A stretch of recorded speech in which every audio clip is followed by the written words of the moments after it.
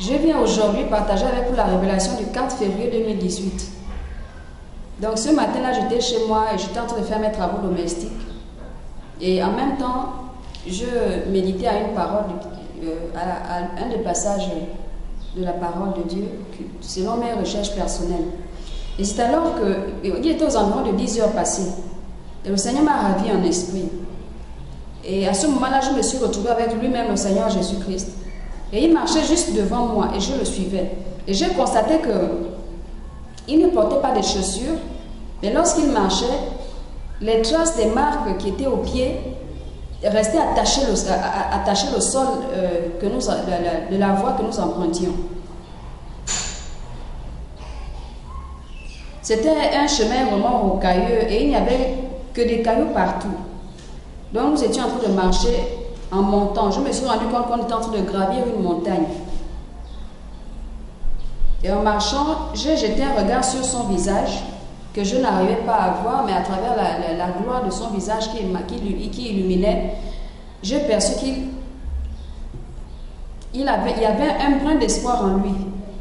Et c'est alors qu'il m'a dit: j'ai de l'espoir sur le mouvement de réveil que mon Père a suscité, pourvu seulement que tous ceux qui l'acceptent restent fermes jusqu'à la fin.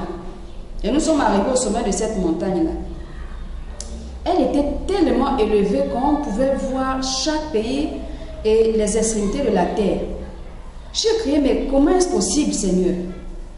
Une montagne aussi élevée comme ça? Où sommes-nous, Seigneur? Dans quelle zone terrestre est située cette montagne? Il m'a dit: Jocelyne, je suis l'alpha et l'oméga. Je voulais par cette montagne te montrer que mon œil parcourt cette terre en une fraction de seconde.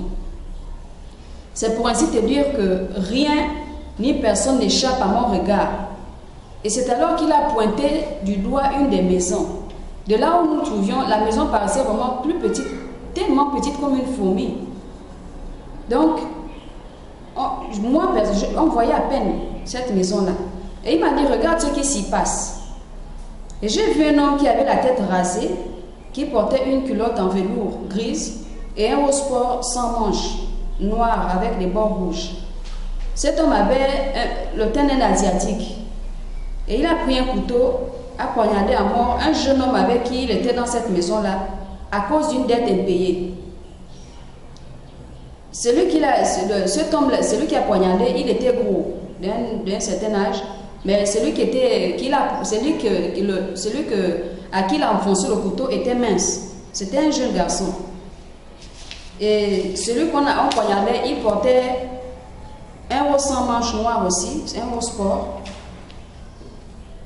au bord rouge, hein, avec un pantalon kaki. Et il avait des baskets blancs aux pieds. Lui aussi, c'était un asiatique. Il avait des cheveux noirs en forme de ponque, les coiffures des jeunes d'aujourd'hui. Et j'ai remarqué que le jeune homme avait 17 ans et le monsieur, donc l'assassin de ce jeune homme-là, avait 46 ans. Le Seigneur Jésus m'a dit, et pourtant je lui ai dit de ne pas faire cela, de ne pas commettre ce crime-là. Je me tenais juste à côté de lui avant qu'il ne le fasse. Et il m'a montré en effet ce matin-là la scène, comment ces choses se sont passées. Il se trouve que ce matin-là, le monsieur réclamait son argent auprès du jeune homme. Et ce jeune homme-là travaillait chez le monsieur, donc c'était son employeur. Et le jeune homme n'était pas assez bien payé pour lui rembourser aussitôt. C'était quand même une somme un peu importante. Et c'est alors qu'il empruntait donc souvent, à cause du fait qu'il n'était pas bien payé, il empruntait souvent de l'argent chez son employeur, qui était un homme à l'abri du besoin. Il n'était pas si riche que ça, mais il était à l'abri du besoin. Et son employeur, il s'en sortait parce qu'il était mécanicien automobile et parallèlement, il avait d'autres business comme la vente de drogue et aussi la vente des pièces détachées des véhicules dont les propriétaires étaient débiteurs. Donc ce matin-là, pendant que l'employeur réclamait son argent auprès de son employé, le jeune homme a encore une énième fois demandé à son employeur de patienter. Donc ce qui a énervé son employeur Et il a vu ça d'un mauvais œil. Et c'est alors que Satan est apparu à ce moment-là sous la forme d'un animal hideux. Il se tenait à près de 2 mètres il se tenait, il avait la forme, dans sa forme hideuse, il faisait près de 2 mètres de haut et il se tenait debout sur ses pattes inférieures. Donc il était à gauche de ce monsieur-là. Et il était en train de dire à ce monsieur de tuer le jeune homme. Mais à droite de ce monsieur, le Seigneur se tenait là dans sa gloire, toute resplendissante.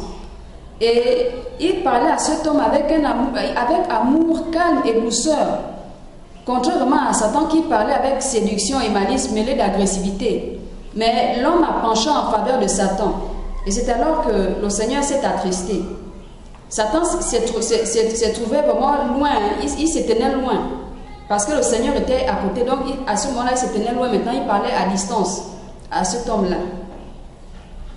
Et Satan s'est adressé au Seigneur, il s'est tourné vers le Seigneur Jésus-Christ et lui a dit, ils sont tous comme ça, ils m'adorent. Je m'en vais accueillir ce jeune homme quand dans sa sein, je l'attends. Tu as dit, qui tue par l'épée, meurt aussi par l'épée. Je l'accueillerai aussi si tu m'en donnes la permission. Mais le Seigneur lui a répondu, je lui laisse encore le temps de se repentir, car il ne sait pas ce qu'il vient de faire. Et j'ai remarqué que Satan continuait toujours à se tenir à distance. Il n'osait même pas regarder le Seigneur Jésus-Christ lorsqu'il parlait. Donc il était caché en fait. Et le Seigneur m'a montré encore beaucoup d'autres maisons dans lesquelles des choses semblables se passaient. Il m'a montré aussi des forêts, des espaces libres, certaines églises, des mosquées, où il y avait des meurtres et des sacrifices, des rites traditionnels à but sacrificiel. Et il m'a dit, je suis toujours là lorsque ces choses se passent pour rappeler aux hommes mon sacrifice à la croix pour le rachat de leurs âmes. Je jeûne presque tous les jours pour implorer mon Père de patienter encore un peu de temps.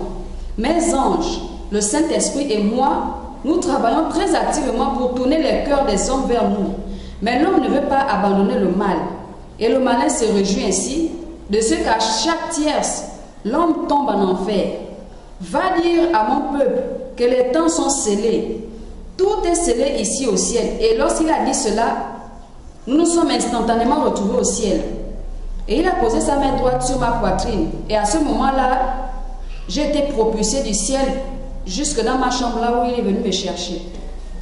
Donc je tenais à partager ce témoignage avec vous. Que chacun en fasse bon usage. Paix et grâce.